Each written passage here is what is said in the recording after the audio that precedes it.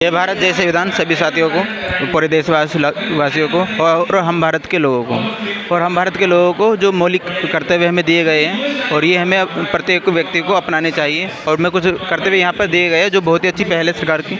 जैसे भारत के प्रत्येक नागरिक का यह कर्तव्य होगा कि वह संविधान का पालन करें और उसके आदर्शों, संस्थाओं, राष्ट्रध्वज और राष्ट्र ज्ञान का आदर करें।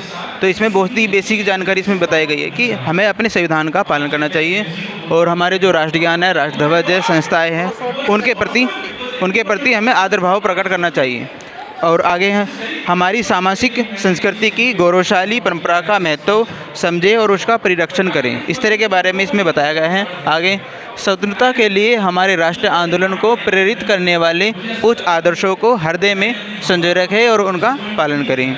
आगे वैज्ञानिक दृष्टिकोण, मानववाद और ज्ञानार्जन तथा सुधार की भावना का विकास करें। हमें वैज्ञानिक दृष्टि को पालन करना चाहिए, उन्हें बढ़ावा देना चाहिए और धार्मिक जो कर्मकांड है, अंधविश्वास है, उनमें फॉलो नहीं करना चाहिए। आगे लिखा है कि भारत की प्रभुता, एकता और अखंडता की रक्षा करें और उसे अक्षुण्ण बनाए रखें। मतलब कि जो व्यक्ति की जो डिग्निटी है, उनकी एकता है और भारत की जो एकता डिग्निटी है उसको बनाए रखें। देश के खिलाफ कुछ भी गलत ना बोलें, देश की रक्षा करें और आहन किए जाने पर राष्ट्र की सेवा करें।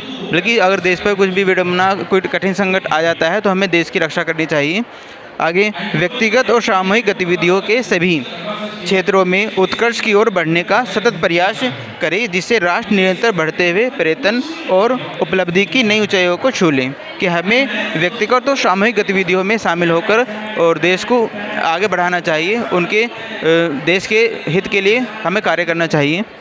आगे भारत के सभी लोगों में समरसता और समान भ्रातृत्व की भावना का निर्माण करें, जो धर्म, भाषा और प्रदेश या वर्ग पर आधारित सभी भेदभाव से परे हो।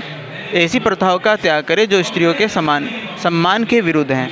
हमें इस तरह की चीज़ें अपनानी चाहिए जिसमें क्षेत्रवाद ना फैले, महिलाओं के प्रति जो अनसिक्योरिटी फील ना करे हमारे साथ। इस तरह का व्यवहार हमें करना चाहिए जिससे कि उन्हें भी सम्मान की दृष्टि से देखा जाए। आगे यदि माता पिता या संरक्षक हैं 6 वर्ष से 14 वर्ष तक की आयु वाले अपने यथास्थिति बालक का प्रतिपाल्य के लिए शिक्षा के अवसर प्रदान करें। कि प्रत्येक पेरेंट्स का ये कर्तव्य होगा कि वो अपने जो बच्चे हैं 6 से 14 वर्ष तक के बच्चे हैं उनका शिक्षा की उचित व्यवस्था करनी चाहिए। और ये आर्टिकल 21 में भी बताया गया है कि 21 के कै में ये उल्लेख है कि 6 से 14 वर्ष तक के बच्चों के लिए निःशुल्क और अनिवार्य शिक्षा का प्रावधान इसमें बताया गया है। जवान जी जरा हाँ जी, जवान जी जरा थोड़ा इसका मतलब बताइए कि देश की रक्षा करें और आह्वान करने पर राष्ट्र की सेवा करें, इसका मतलब क्या है? जी बिल्कुल, इसमें बताया गया है कि देश की रक्षा करें। यदि देश में आपातकाल जैसी स्थिति आ जाती है, इमरजेंसी आ जाती है, आर्थिक संकट आ जाता है या फिर कोई दूसरे देश का व्यक्ति भारत में आक्रमण कर देता है,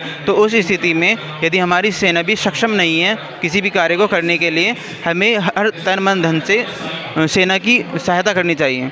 और बहुत सी बार देखा जाता है कि जो सिविलियंस होते हैं, जो पब्लिक लोग होते हैं, और देश की जो सेना है और देश के खिलाफ इस तरह की एक्टिविटी करते हैं, कार्य करते हैं, जिससे कि हमारी सेनाओं को मनोबल टूटता है, उनकी जो सूचनाएं लीक होती हैं, जिससे उनको बहुत नुकसान होता है।